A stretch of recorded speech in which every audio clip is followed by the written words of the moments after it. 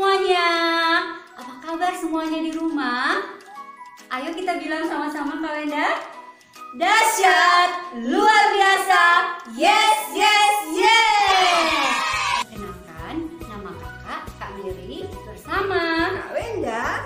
Hari ini kita ada di program Good News Club. Selamat menyaksikan.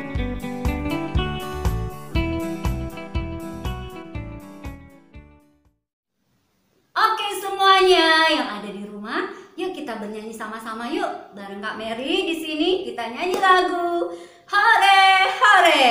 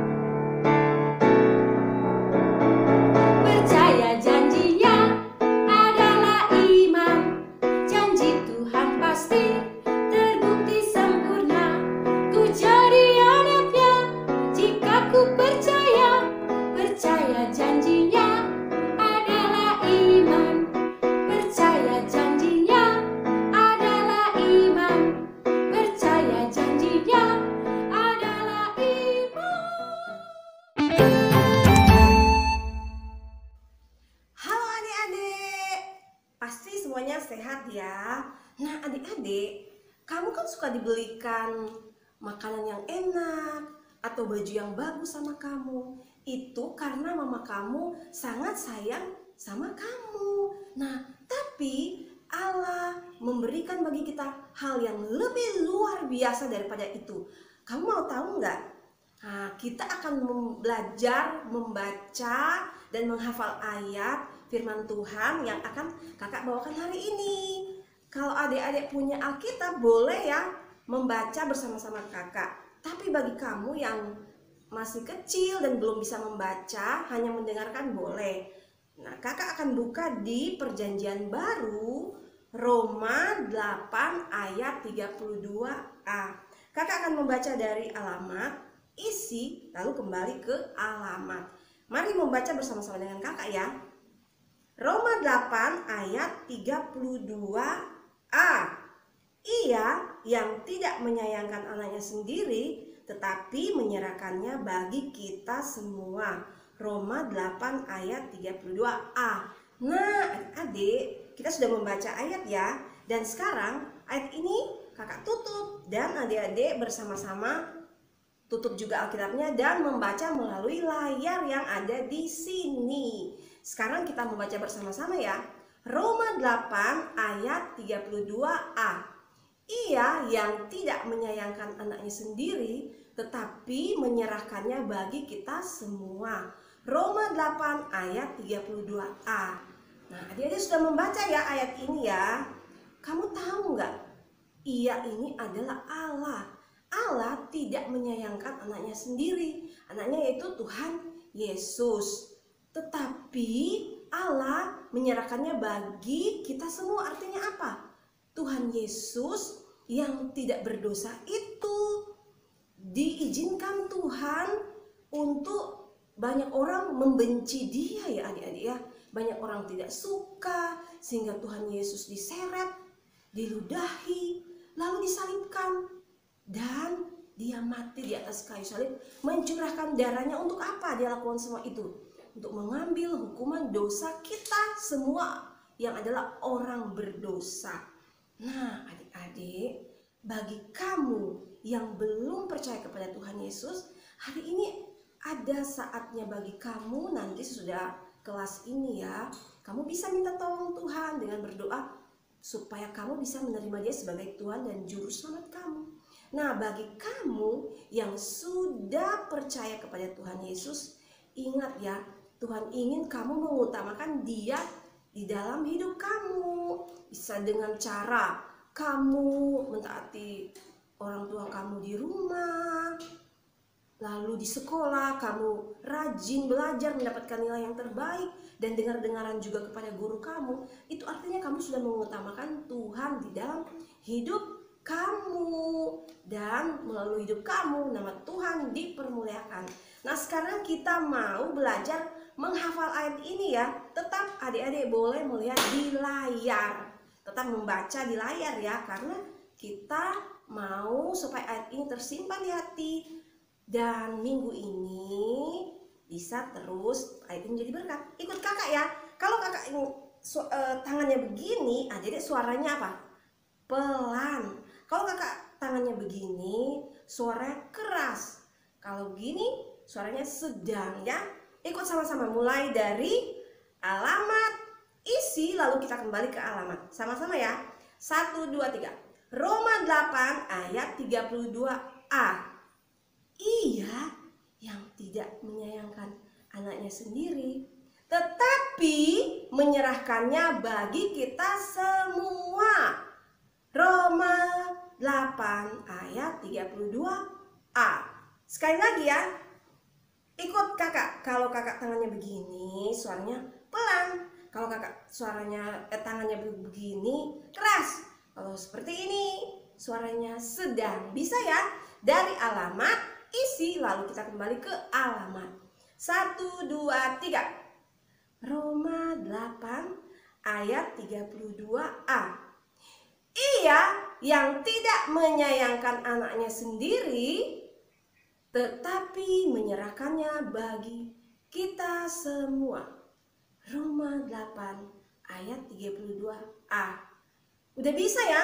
Sekarang biasa, suaranya nggak usah ikut kakak seperti ini ya. Biasa aja, tetapi kita belajar masih lihat di depan, di layar ya. 1, 2, 3. Roma 8 ayat 32a. Ia yang tidak menyayangkan anaknya sendiri, tetapi menyerahkannya bagi kita semua. Roma 8 ayat 32a. Nah adik-adik, ayat ini kakak ingin diingat atau disimpan di hati kamu dan pikiran kamu.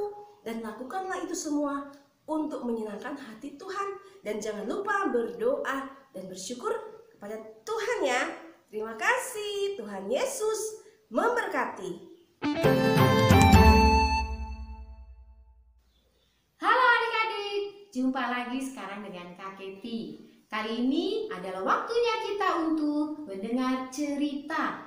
Ini merupakan kelanjutan dari pelajaran sebelumnya, yaitu Patriark pelajaran yang kedua. Di dalam Patriark ini kita belajar dari kitab Kejadian pasal 21. Nah, aduh, apakah kamu dengar? Ini benar loh. Ada suara seorang bayi di tengah padang gurun. Siapa ya bayi ini ya? Pasti bayi yang istimewa. Nah, kamu sudah dengar kan? Sekarang kita lanjutkan yuk. Ternyata bayi inilah yang merupakan bukti bahwa Tuhan menepati janjinya. Janjinya kepada siapa? Nah, sebelumnya pelajarannya tentang Abraham yang mendapatkan janji dari Allah. Dan inilah janjinya. Kamu ingat kan? Abraham dipanggil oleh Allah Bapa untuk pergi dari kota asalnya. Mereka akan menuju ke suatu tempat di mana Allah berjanji bahwa tempat itu akan subur dan Abraham akan dibuat bangsa yang besar oleh Allah. Abraham waktu itu sudah tua waktu dia keluar dari kotanya. Dia berumur 75 tahun. Lalu istrinya yang sebelumnya dipanggil Sarai dan dipanggil Sarah umurnya 65 tahun. Pada waktu itu Allah berjanji bahwa Abraham akan mempunyai anak yang banyak sekali, keturunan yang banyak sekali. Nah, ternyata walaupun mereka sudah tua, mereka waktu itu belum punya anak, tapi Allah sudah berjanji. Dan Abraham percaya bahwa Tuhan pasti menepati janjinya. Adik-adik, setelah menunggu lama, memang ada anak yang lahir juga untuk Abraham, yaitu bernama Ismail. Tetapi bukan Ismail yang dipilih oleh Allah, yang merupakan janji Allah kepada Abraham bahwa dia akan menjadi bangsa pilihan. Tetapi anak ini, bayi ini yang lahir, waktu itu Abraham berusia 100 tahun. Wah, berarti dia sudah menunggu 25 tahun untuk anak ini lahir. Dan ibu Sarah waktu itu usianya 90 tahun. Ya, dia melahirkan anak kandungnya. Dan mereka memberi nama bayi ini Ishak. Siapa?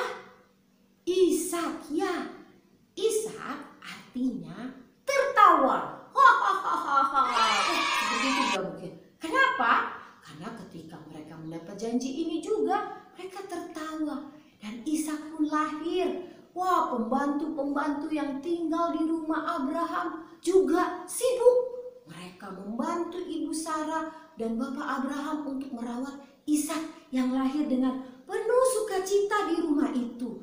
Dan Ishak pun diajarkan oleh Abraham. Pasti diajar untuk apa ya? Diajar untuk mengenal siapa itu Tuhan.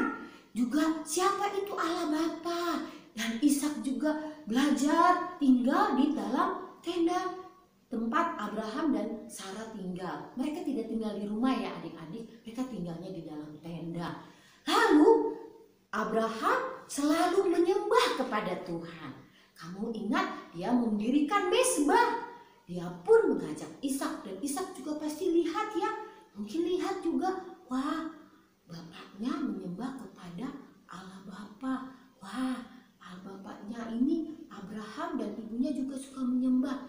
Ishak juga ikut menyembah dan juga ikut memberikan persembahan. Ketika suatu kali Abraham mendirikan mezbah di satu kota namanya Beersheba. Namanya apa? Beersheba. Nah, di kota inilah Abraham, maksudnya Kak Keti, mendirikan mezbah dan menyembah kepada Tuhan. Di malam harinya Allah berbicara kepada Abraham. Katakan bahwa aku akan memberikan kamu keturunan seperti banyaknya bintang. Tapi Allah juga memberikan satu perintah kepada Abraham. Apakah itu? Abraham dikatakan bahwa di sini bahwa Abraham disuruh mempersembahkan anaknya yang tunggal. Di dalam Kejadian 22 Allah berkata, ambillah anakmu yang tunggal itu yang engkau kasihi, yaitu Ishak. Pergilah ke tanah Moria dan persembahkanlah dia di sana sebagai korban bakaran pada salah satu gunung yang akan kukatakan kepadamu. Adik-adik, Abraham waktu itu hanya punya satu anak, yaitu Ishak. Karena Ismail sudah pergi dengan ibunya. Jadi Abraham diuji imannya. Allah pernah berjanji kepada Abraham bahwa keturunannya dia akan banyak seperti bintang di langit, seperti pasir di lautan. Tetapi Allah mengajak untuk Abraham, menyuruh Abraham untuk mempersembahkan Ishak. Wah, adik-adik, apakah Abraham bersedia? Adik-adik, Alkitab mengatakan bahwa keesokan harinya Pagi-pagi bangunlah Abraham. Ia memasang pelana keledainya dan memanggil 2 orang bujangnya beserta Ishak. Dan ia membelah juga kayu untuk korban bakaran itu. Ternyata Abraham percaya kepada Tuhan. Jika kamu sudah percaya kepada Tuhan Yesus, kamu juga perlu percaya kepada Tuhan. Walaupun ketika itu kamu tidak melihat suatu hal yang, apakah ini benar baik buat saya? Ketika kamu dan kakak sama-sama kita pernah dalam masa pandemik. Karena corona, kita harus belajar dari rumah. Susah sekali. Kita tidak mengerti langsung ketika kita belajar dari rumah. Tetapi Tuhan menyuruh kita untuk percaya bahwa Tuhan mengendalikan kondisi itu. Artinya Tuhan akan menolong kamu. Taat pada Tuhan walaupun itu sulit. Mari kita katakan sama-sama seperti tulisan di sini ya. Taat pada Tuhan walau itu sulit. Tuhan berjanji akan menolong kita walaupun itu sulit untuk kita taat. Nah, sama seperti Tuhan menolong Abraham. Dia akan menolong Abraham untuk taat. Abraham segera berangkat. Abraham mengasihi Tuhan. Dia percaya bahwa Tuhan pasti akan sanggup menolong dia. Dia memang menerima perintah supaya mengorbankan Ishak. Dan dia membawa Ishak. Dia berjalan menuju Gunung Moria. Perjalanannya kira-kira 3 hari. Mereka memang mau membawa keledai, tetapi membutuhkan waktu 3 hari karena tidak naik mobil ya seperti zaman sekarang kita ya. Dan Ishak ada di situ beserta 2 orang pembantunya. Abraham mengambil kayu dan juga dia membawa api. Ketika sudah sampai di kaki gunung, dia menyuruh kedua bujangnya untuk tinggal di situ. Hanya Abraham dan Ishak yang akan pergi naik. Abraham akhirnya menurunkan kayu, ditaruh di punggungnya Ishak. Lalu dia juga sudah membawa pisau, dia juga sudah membawa api. Nah, adik-adik, waktu itu Ishak sudah besar ya. Ishak mungkin berpikir gini, saya sudah bawa kayu, iya bapak saya sudah bawa pisau, bawa api. Kita akan mempersembahkan korban. Seperti biasanya kalau mempersembahkan korban ada domba. Tapi tidak ada domba. Hanya mereka berdua saja. Dan Abraham terus berjalan untuk mengajak Ishak menuju ke gunung. Adik-adik tahu bahwa persembahan korban itu pada zaman Abraham adalah untuk menggantikan dosa-dosa yang dilakukan. Adik-adik ingat dosa itu apa? Yang kita lakukan yang tidak menyenangkan hati Tuhan. Contohnya tidak taat kepada orang tua. Misalnya kita marah kepada orang tua atau ketika orang tua menasihati kita menjawab orang tua. Itu adalah dosa dengan perkataan yang tidak menyenangkan hati Tuhan. Dan kamu tahu bahwa Alkitab mengatakan bahwa semua orang sudah berbuat dosa. Sesungguhnya tidak ada orang yang saleh. Itu dikatakan di Pengkhotbah 7 ayat 20. Jadi kamu kakak, semua orang, kita ini pernah berbuat dosa dan kita memang berdosa. Dan karena kita berdosa, kita terpisah dari Allah. Hukuman dosa adalah terpisah dari Allah selama-lamanya. Tetapi Allah mengasihi kamu dan kakak dan semua orang. Sehingga Allah sudah menyiapkan seseorang untuk menanggung hukuman dosa itu. Kamu dan kakak adalah orang yang berdosa, melanggar hukum Tuhan. Sama juga seperti Abraham dan Ishak. Dan Abraham tahu bahwa dia harus mempersembahkan korban karena dia berdosa. Ishak juga tahu bahwa dia berdosa.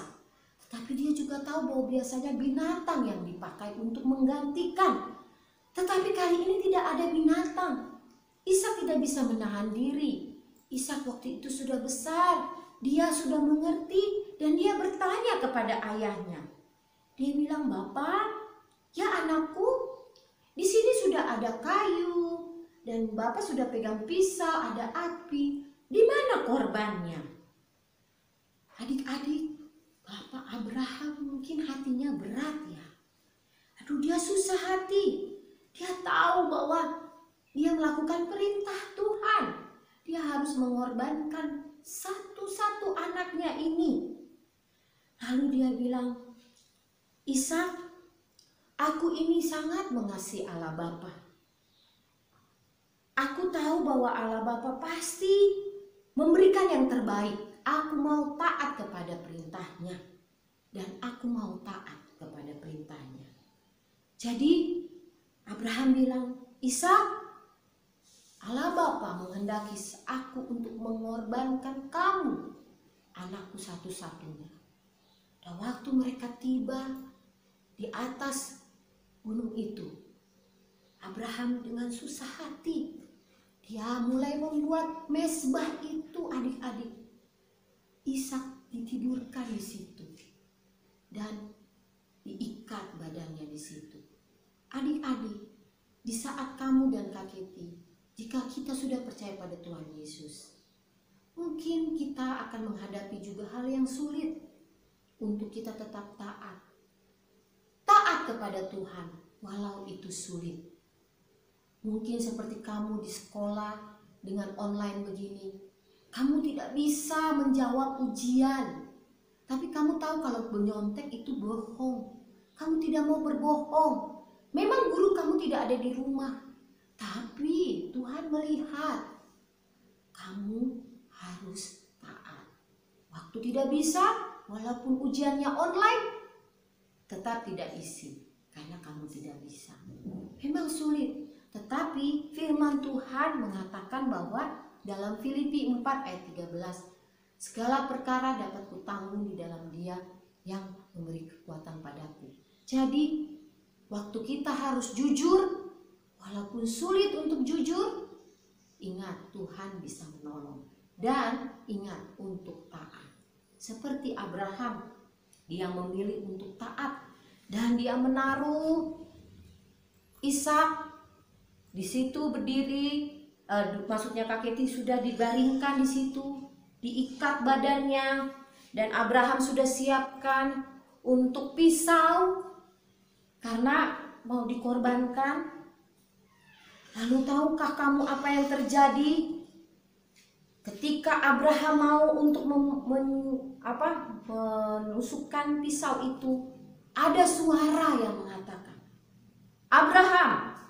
Nah, coba di sini Keti akan membacakannya kepada kalian semua, untuk kalian semua. "Berserulah malaikat Tuhan dari langit kepadanya, 'Abraham, Abraham.' Sahutnya, 'Ya Tuhan, jangan bunuh anak itu dan jangan kau apa-apakan dia, sebab telah ku ketahui sekarang bahwa engkau takut akan Allah dan engkau tidak segan-segan untuk menyerahkan anakmu yang tunggal kepadaku.'" Adik-adik, Allah mencegah untuk Abraham membunuh Ishak. Allah sudah tahu hatinya Abraham. Seperti kita tadi menghafal ayat, ya kan? Nah, masih ingat kamu ayat hafalannya tadi? Bahwa dia yang tidak menyayangkan anaknya yang tunggal. Karena apa, adik-adik? Allah sangat mengasihi kamu dan kakak, dan dia juga mengasihi Abraham. Tetapi Allah tahu bahwa dosa itu harus dihukum. Allah sudah menyediakan untuk yang menggantikan korban itu untuk Abraham. Allah juga sudah menyediakan Yesus Kristus, anak Allah yang tunggal satu-satunya, anak Allah yang sempurna, yang tidak pernah berbuat dosa. Yesus datang ke dunia, Yesus lahir seperti kita semua, lalu bertumbuh besar, dan Yesus itulah yang rela menanggung hukuman dosa dengan dia disalib. Adik-adik tahu, itulah tanda Allah mengasihi kita. Dia memberikan Yesus satu-satunya anaknya yang tunggal. Yesus mati di atas kayu salib, dia rela memberikan nyawanya, Dia mati dikubur seperti kata Alkitab, tetapi dia bangkit hari yang ketiga. Yesus bangkit dan Yesus naik menunjukkan dirinya kepada banyak orang dan dia naik ke surga. Yesuslah satu-satunya juru selamat yang menanggung hukuman dosa, sehingga dia menggantikan kita semua yang harusnya kita yang dihukum. Seperti Allah menyediakan juga korban pengganti untuk Ishak tidak dikorbankan. Tetapi ada seekor domba yang tersangkut di dekat situ. Dan Allah menyediakan di situ. Allah bilang, ambil itu dombanya, gantikan Ishaknya berdiri dan dombanya yang dipersembahkan. Adik-adik, kamu sudah mendengar hari ini bahwa Allah sangat mengasihi kamu. Allah sudah memberikan satu-satu anaknya, yaitu Yesus Kristus, untuk menggantikan hukuman dosa kamu dan kakak. Dan pada saat ini, mari Kak Keti mengundang kamu untuk tundukkan kepala. Alkitab mengatakan bahwa Allah mau menjadikan kamu anaknya. Di dalam Yohanes 1 ayat 12, yaitu jika kamu percaya dan menerima Dia. Maukah kamu menerima Tuhan Yesus sebagai Tuhan dan Juru Selamatmu? Jika kamu mau, dari tempatmu, kamu bisa angkat tangan. Silakan turunkan dan mari katakan kepada Tuhan bersama-sama dengan Kak Keti. Tuhan Yesus, kami bersyukur Tuhan sudah menggantikan tempat kami yang harusnya kami dihukum karena dosa kami. Ampunilah kami ya Tuhan. Dan kami pilih Tuhan Yesus sebagai juru selamat kami satu-satunya. Kami mau hidup sesuai dengan kehendak Tuhan. Dalam nama Tuhan Yesus, amin. Dan bagi kamu yang sudah percaya Tuhan Yesus, hiduplah taat walaupun sulit kepada Tuhan. Demikianlah pelajaran kita hari ini. Nanti kita akan jumpa lagi dalam pelajaran selanjutnya. Nah adik-adik, kamu sudah mendengarkan cerita bagaimana Abraham mempersembahkan apa yang dia miliki, yaitu anaknya satu-satunya kepada Tuhan yang sudah dia nanti-nantikan sekian lama. Bagi kamu yang sudah percaya kepada Tuhan Yesus, Tuhan juga ingin kamu memberikan apa yang kamu miliki, yang kamu sangat sayangi. Apakah itu boneka, apakah itu sepatu kamu atau buku-buku kamu, untuk diberikan kepada teman-teman kamu. Itu tandanya kamu juga telah memberikan hatimu atau kamu telah taat kepada Tuhan Yesus. Nah, bagi kamu yang belum percaya kepada Tuhan Yesus, ingat, Tuhan ingin juga suatu saat kamu mampu memberikan apa yang kamu miliki kepada Tuhan, dan Tuhan tetap menunggu kamu. Terima kasih untuk cerita kita hari ini. Sampai berjumpa kembali di Good News Club selanjutnya. Terima kasih, Tuhan Yesus memberkati.